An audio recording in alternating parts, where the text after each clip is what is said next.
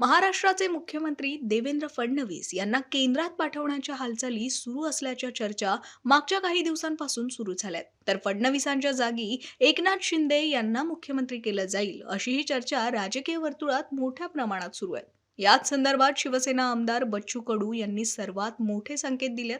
पाहुयात बच्चू कडूंनी नेमकं काय म्हटलंय.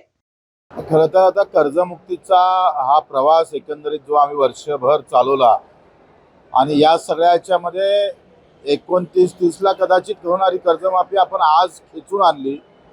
यामध्ये आमच्या कार्यकर्त्याचं, शेतकऱ्याचं आणि खास करून मीडियाचं या सगळ्यांचं मी आभार मानेल.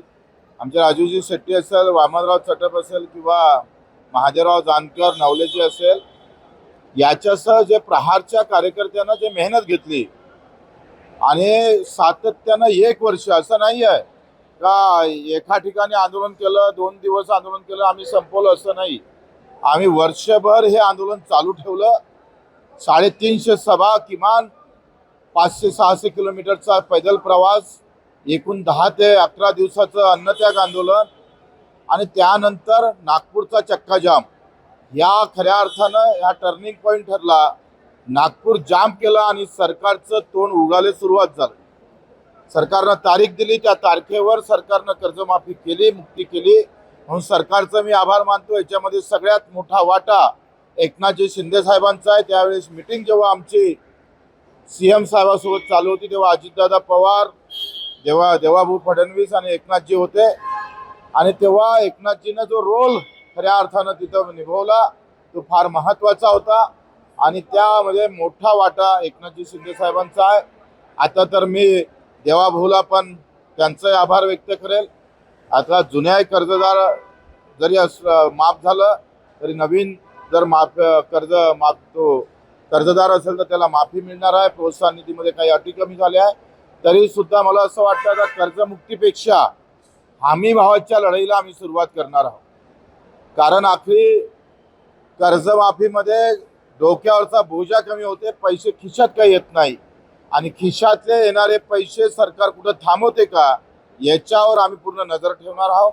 हमी भावाची लढाई अधिक मजबूत करणार आहोत आणि त्याच्यासाठी पूर्ण प्लॅनिंग आमचं तयार आहे. त्या पद्धतीने आम्ही समोर जाऊ. म्हणजे सरकारमध्ये राहून तुम्ही MSP साठी पुन्हा एकदा नवा लढावंच लागेल. सरकार त्याच्यासाठी आहे आणि सरकारची कधी कधी कान उघडणे सामान्य शेतकरी मजुरासाठी करावं लागतं. ते आम्ही करत राहू. मागे तुम्ही म्हटले की एकनाथ शिंदे यांना मुख्यमंत्री करण्यासाठी हे सगळं चाललंय. आता हे तुम्हाला तेच वाटतं या नाही, मला असं वाटतं का आता कोणासाठी मुख्यमंत्री होण्यासाठी चाललं हे महत्त्वाचा विषय नाही आहे. पहिले एकनाथजी ज्या भूमिकेनं समोर जात आहे तो विषय आमच्यासाठी महत्त्वाचा आहे आणि एक दिवस पुन्हा एकनाथजी शिंदे साहेबांचा आल्याशिवाय राहणार नाही मुद्दाहून सांग. आज संजय राऊतांनी देखील दावा केला आहे की कुठेतरी देवेंद्र फडणवीस यांना दिल्लीला पाठवलं जाईल आणि त्यांची जागा पाऊलकडे भरून काढेल. मला वाटते देवाभाऊनं निश्चितच दिल्लीची वारी करावी, देश हातात घ्यावा, देशाचे सूत्र हातात घ्यावे. कारण आता दिल्लीला त्यांचं अधिक महत्त्व जास्त आहे आणि त्या ठिकाणी निश्चितच मला वाटते शिंदे साहेबांनी इकडे महाराष्ट्रात एंट्री करावी आणि मग आम्ही पाहतोय देशात देवेंद्र भाऊ आणि महाराष्ट्रात एकनाथजी असा एक प्रवास सुरू झाला पाहिजे अशी अपेक्षा आहे. पण संजय राऊतांनी असं म्हटलेलं आहे की एकनाथ शिंदेना कधीच मुख्यमंत्री होऊ देणार नाही. त्यांची बावनकुळेंना देवाभाऊ मुख्यमंत्री करण्याची शिफारस केली. तर संजय भाऊचा भविष्यवाणी कुठंच कधी खरी ठरली नाही. त्याच्यानं त्यांनी कोणत्या आता ज्योतिषाजवळ हात पाहिला, त्यांचा पाहिला का कोणाचा पाहिला माहीत नाही. त्याच्यानं मला वाटतं त्याला काही अर्थ उरत नाही.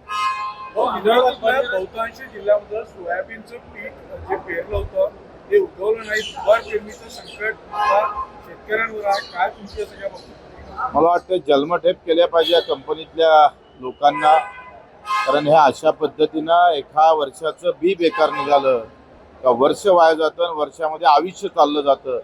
मग हुतुतुवाला असेल हे जे काही बियाणं आहे यांनी निश्चितच आम्ही पण सभागृहात तो मुद्दा मांडला होता आणि याच्यावर कठोर कारवाई करण्यासाठी खरं तर समोर गेलो पाहिजे. अमरावती उड्डाण पुलाचं उद्या लोकार्पण होते तेव्हाच कार्यामध्ये राणा कुटुंबांनी निमंत्रण पत्रिका छापली. त्यामध्ये आमदार खासदारांचे नाव त्यांनी बदललेलं आहे.